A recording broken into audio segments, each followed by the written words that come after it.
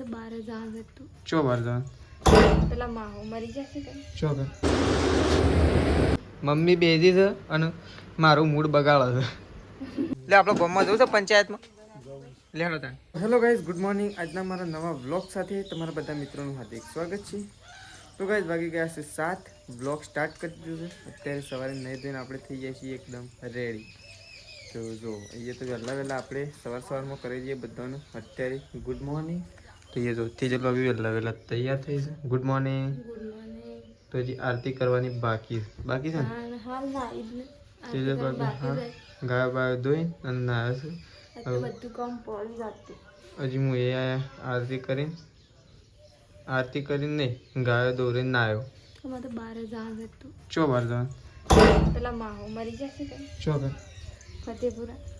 પેલો ખબર લેવા રાત્રે ગયો હતી ચા ને અને હે ને દાદા બીમાર હતા ઓફ થઈ જાય તો તારે એમ જવાનું બધું કોમ પાલી પછી તો જો તેજલ ભાભીને તો જવાનું છે ફતેપુરા લોકા છે લાકડો. પરમ દિવસ કેવા ખબર લેવા માટે ગયો હતો તો એ તો જો મમ્મીને તો શું કરું જો મમ્મી તો ફોન કાઢે છે ગાયો. મિશુ રાધે રાધે કરો હેડો. રાધે રાધે એ રાધે કરો હેડો.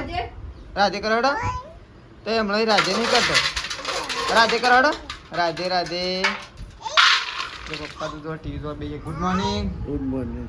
તો જો આજે પપ્પાને એ મમ્મી આ તો જો બરાબર છે. Good morning. Good morning. આ તો કરી છે રાધે કરો હેડો. નહીં કરું રાધે નહીં કરું. તો જો મીશુ તો વહેલા રમું છું. દૂધ ભરીને ઘેર આવી ગયા છીએ. ઘેર આવી અને આપણે ગયા હતા મંદિર ઓટો મારવા માટે. એટલે તો મંદિરે દર્શન કરવા માટે ગયા હતા. દર્શન કરીને ઘેર આવી ગયા છીએ. તો જો પણ તો ઘર ખાલી લાગી રહ્યું છે હાલ તો.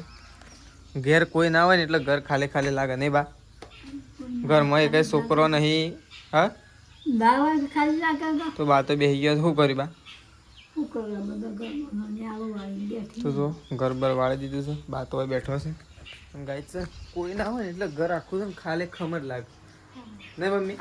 આમ ઘરમાં કોઈ પ્રકારનો હલવો જ ના હોય ને એવું લાગે છે. જો અહીંયા તો મમ્મી તો જો ઘરના વચ્ચો વચ્ચ ડુંગળી અને રોટલો લઈને બેસી છે. મમ્મી બેસી છે અને મારું મૂડ બગાડે છે. કારણ કે આપણે તો ખાવાનું નહીં, આપણે ઉપવાસ કરેલો છે. એવું નહીં ગાઈશ કે મન બગડે છે. ઉપવાસ કર્યો છે એટલે દિલથી કર્યો છે. ભૂખ્યા રહેવા માટે જ ઉપવાસ કર્યો છે. એવું નહીં કે ખાઈ લઈએ એવું. ચોથી હવે લેડ વાઢી આવી 2 વાટ નાખી બસ. તેજલ ભાભી અને તેજલ ભાભીને જોજો. ઓ હોય તો ત્યાં જો નહીં મારા પપ્પાને બેજો. તો ગાઈશ મમ્મી નહીં ગાઈશ પપ્પા અને તેજલ ભાભી 2 જણા જશું લોકાચાર ફતેપુરા. તેજલ ભાભીના માહો ઓફ થઈ ગયા છે ત્યાં જોશે નહીં મમ્મી. 2 વાટલા બસ 2 લાવી હાલ નહીં. બસ તેજલ ભાભી આવે એટલે લાવશું હોત નાનું. ચેટલું અડધું થયું રહ્યું હજી અડધું હજી 4-5 દાડા હેઠશે વધારે છે. તો જો મમ્મી હવે 2 શેરડા રાખ્યા હતા તે બહુ કોમ આવી ગયા નહીં મમ્મી. તો મમ્મી અત્યારે ખાય છે ડુંગળીનો રોટલો. અને મમ્મી આપણે નફો આવી ગયો પાછો. નફો કહેવાય વધારો કહેવાય ગાઈઝ આપણને ઓછી ખબર પડે. ઓછી નહીં પડતી પણ અમારે છે ને અમારા નહીં તમારે 2 જ થતા હશે. જેમના પાસે પશુપાલકનો ધંધો હશે ને એટલે કે ડેરીમાં દૂધ ભરાવતા હશે લગભગ આ વધારો કહેવાય. અને નફો હજી બાકી છે. કેટલો આવ્યો મમ્મી ખબર છે? 10,200 આવ્યો. બસ એટલો ઓછો ના આવ્યો કોઈ પોર ગાય કેટલો આવ્યો તો ઊંડ દૂધ ઓછું થયું ને એટલે મમ્મી ગાયો લાવ્યા છીએ ને દૂધ છે ને વચ્ચે ઓછું થઈ ગયું હતું. પોર કેટલો આવ્યો તો 35,000 રૂપિયા આવ્યો હતો નહીં મમ્મી. તે હજી મમ્મી આવશે ને બીજો કેટલો આવશે ખબર 20,000 થી 25,000 બીજો આવશે. તો ચલો મમ્મી તો ડુંગળી ખાઈ લે એટલે આપણે જઈએ ખેતરમાં ચારો વાળવા માટે. મમ્મીને 2 જણો ત્યો બળદો એકણ બધીને ડાયરેક્ટ. તો ચલો મમ્મી ડુંગળી ખાઈ લે એટલે આપણે બળદ બોધતા આવીએ. બળદ બોધીને આવી પછી મમ્મી 2 જઈએ ચાર લેવા માટે. તો આપણે તો નીકળી જાય છીએ એવું ખેતરની બાજુમાં એટલે કે ખેતર બાજુ ચાર વાટવા માટે. મમ્મી 2 જણો તેજલ ભાભીને ઘેર નહીં. આપણો આવી ગયો છે આજે વારો. તો આપણે ઉપડી ગયા છીએ ચાર વાટવા માટે. હું અને મમ્મી 2 જણો. તો મમ્મી પાછળ પોટ્યું અને દાંતેડો લઈને આવે છે. એના પહેલાં આપણે જતા રહીએ બળદ લઈ અને બળદને ખેતરમાં ચોક પડાવવાનું છે સરવા માટે. તો જો બળદ તો બધેલો છે તો અહીંથી છોડી આપણે લઈ જઈએ. તો ચલો ગાઈસ બળદ લઈ જઈએ. હવે સીધા મળશું આપણે 4 વાટવાના ખેતરમાં જઈને. તો ચલો તો ફાઇનલી ગાઈસ જો આપણે તો નીકળી જાય છીએ ભારો લઈને અને ઘેર.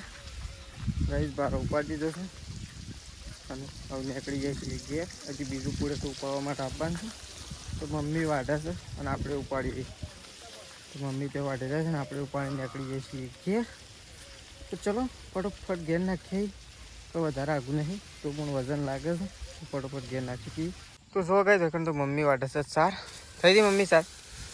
તો એક તો આપણે નાખ્યા, બીજું મમ્મીએ બધી દીધું છે જો. અને હજી થોડું એક મમ્મી તું લઈ લે, થોડીક એક પાથરો મમ્મી લઈ લે અને એક કુળેટું આપણે લઈ લઈએ અને એક આપણે નાખ્યા હજી. તો જો ગાઈસ જેટલાય આપણે પાડ્યું મમ્મીમાં એળું દેખાય ને એટલાથી ને કે શેક હજી જો હજી હેડો બાકી છે. પેલ સાઈડ હજી શેક છે એટલું આપણે 2 પાડીઓ રાખ્યા છે ને મમ્મી. હજી કહો છે ને એક બીજો રાખી દેવો પડે ને ભાઈ. કારણ કે આત્યો હતી એટલું તો આટલું તો આમ તો ચાલે ના ચાલે મમ્મી. તો ચલો આપણે તો બહાર ઉપાડીને જઈએ છીએ ઘેર. તો જો પપ્પાને તો આવી ગયા છે લોકાચાર જઈને નહીં પપ્પા? એટલે આપણે ગામમાં જવું છે પંચાયતમાં લેડો ત્યાં. તો અમે પપ્પાને 2 જણા જઈએ. હા આજે લાકડા તો કહું છું તો હોય તો જો લોટ બાંધી નાખ્યો છે. શેમ આવડી ગરગુડી કરી તો લોટની?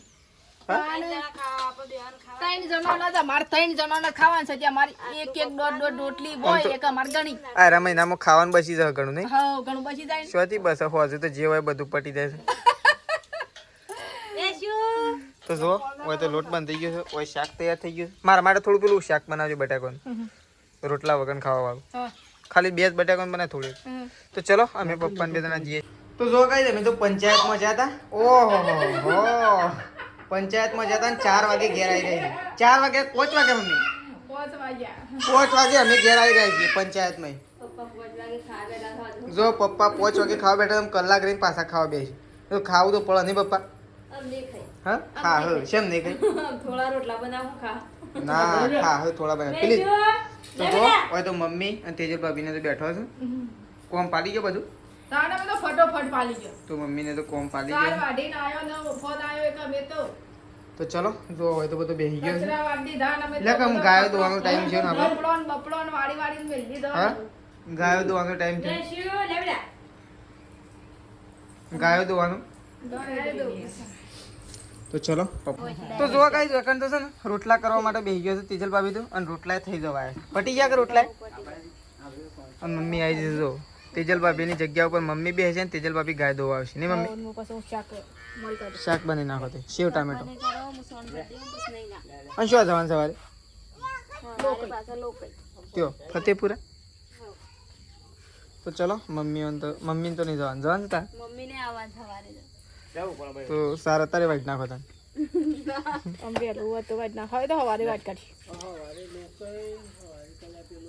તો ચલો તો જો હોય તો મમ્મી બેસી છે તેજલ ભાભી જગ્યા ઉપર નહીં મમ્મી? થોડી વાર મમ્મી બેસી એમ. તો રોટલા થઈ ગયા છે પણ મમ્મી છે ને લાસ્ટ રોટલો સળગવા માટે બેસી જઈ છે. અને હું મમ્મી બનાવશે શાક. હું મમ્મી ગાડી. તો ચલો મમ્મી તો બેસી છે. આપણે તો હજી ગાયો દોવાની છે. તું શાક બનાવી નાખ બરોબર. કાપવાનું બાકી છે એ તો કેટલી વાર નહીં? કોઈ વાર નહીં થાય. ખાવાનું તો આપણો વધુ નહીં હાલ. મારે તો 9 વાગ્યા સિવાય ખાવાનું નહીં. 9 વાગે બધેલું છે. અમે બસ ભૂખ ના લાગે એટલે બધેલું છે. તો જો હવે તેજલ ભાભી આવી ગયો છે. સોણ ભરવાનું બાકી છે કઈ? હા તાણી છે મારે તો સોણે નહીં ભરવાની વહેલા. આમ હું કોણ છે? હા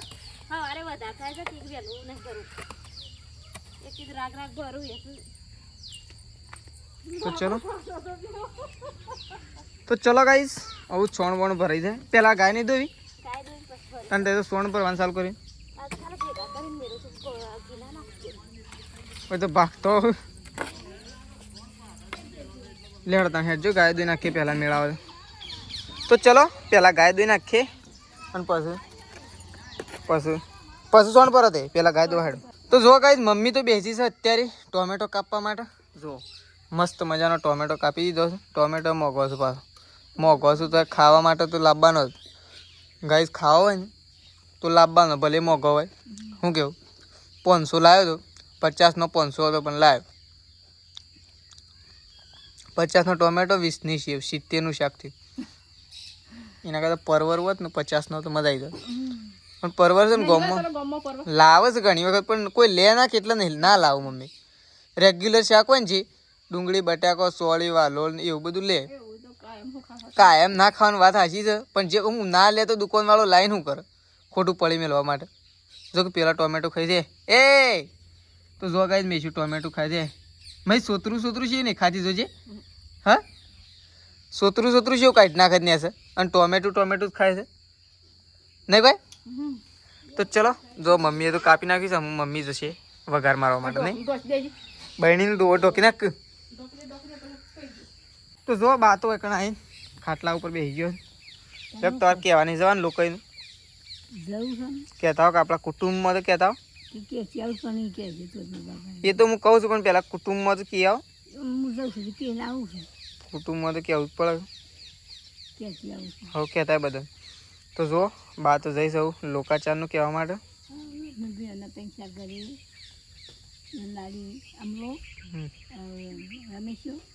એ તો કૂવો રહીશ એ બધો કૂવો રહીશ. આમ કૂવો તો રસ્તો જવાય એવું જ નહીં. તો જો પપ્પા તો આવી ગયા. ગામમાં કોને કહેવા છે પપ્પા?